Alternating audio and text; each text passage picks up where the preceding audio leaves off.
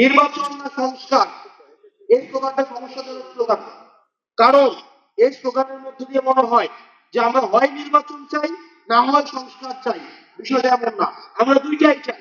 তবে তবে তবে আমরা চাই বিচার হবে, সংস্কার হবে।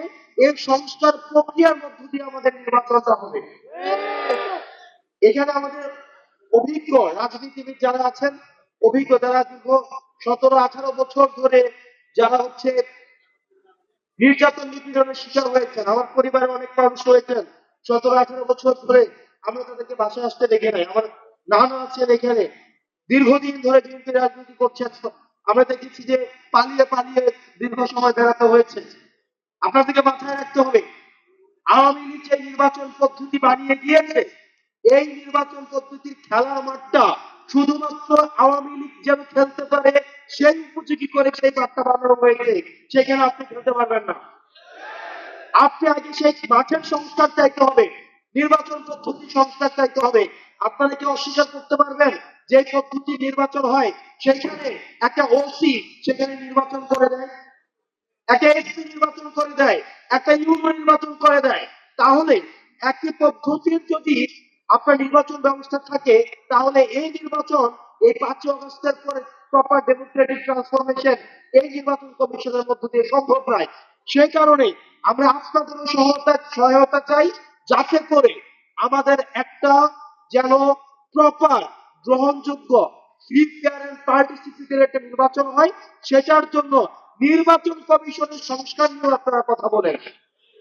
দুঃখজনক বিষয়, আপনারা জানবেন নির্বাচন কমিশন থেকে বলা হয়েছে, আমরা আমাদের থেকে একটা প্রস্তাবনা দিয়েছিলাম, যারা ফেরারি আসামি আছে, যারা গণহত্যার আসামি আছে, তারা যদি নির্বাচনে অংশগ্রহণ করতে চায়, তাহলে তারা সশরীরে এসে তারা হচ্ছে পেপার সাবমিট করতে হবে। আপনারা জানেন নির্বাচন কমিশন সেটার বিরোধিতা জানিয়েছে।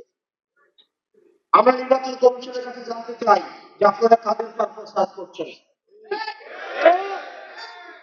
দূষণরা যদি নির্বাচনে অংশগ্রহণ করতে চায়, তারা সশরীরে এসে তাহলে নির্বাচন কমিশনের কাছে পেপার সাবমিট করতে হবে। এটাতে সমস্যা কোথায়? এতে সমস্যা কোথায়? আমরা চাই এই কাঠামো পরিবর্তনের মধ্য দিয়ে, আমরা চাই আসিফ নজরুল স্যার থেকে শুরু করে, স্যার আমরা আপনার উপরে ভরসা রেখেছি, আপনি দীর্ঘ সময় ভোকাল ছিলেন, শিক্ষার্থীদের পাশে ছিলেন। আমরা বিশ্বাস করতে চাই আপনি শিক্ষার্থীদের আস্থা, আশা, আকাঙ্ক্ষা আপনি হচ্ছেন যথাযথ মর্যাদা দিবেন।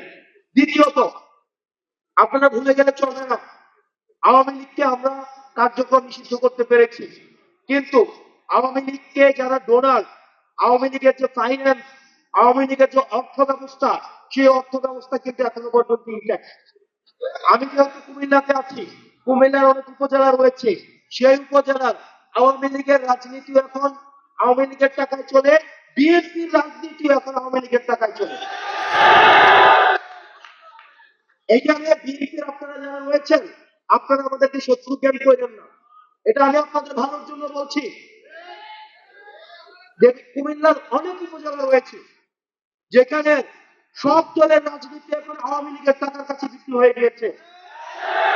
তাই অন্তর্বর্তীকালীন সরকারের কাছে বলতে চাই, এই আওয়ামী লীগের অর্থনৈতিক কাঠামোকে আপনি ইনট্যাক্ট রেখে আপনি কখনোই সংস্কার কার্যক্রম এবং নির্বাচন কার্যক্রম আপনি যথাযথভাবে ঠিক করতে পারবেন না। এবং বিএনপির নেতা কর্মী থেকে নেতা কর্মীরা এখানে যারা রয়েছেন, আপনারা কি অস্বীকার করতে পারবেন আওয়ামী লীগের যে পরিমাণ টাকা তাদের রয়েছে অবৈধ উপায়ে ইনকাম করা, আপনাকে ফেয়ার ইলেকশনে আপনি সেখানে যথাযথভাবে আপনি কমপ্লিট করতে পারবেন? কোনোভাবেই সম্ভব না। সেই জায়গায় গণতন্ত্রের জন্য, বাংলাদেশের জন্য, পরবর্তী বাংলাদেশের জন্য আমাদের নিজেদের মধ্যে পলিসি নিয়ে আর্গুমেন্ট থাকবে, ডিসকাশন থাকবে, মতবিরোধ থাকবে, কিন্তু সেইখানে কোনোভাবেই গণহত্যার দায়ে অভিযুক্ত আওয়ামী লীগকে আমরা কোনোভাবেই স্পেস দিতে পারি না।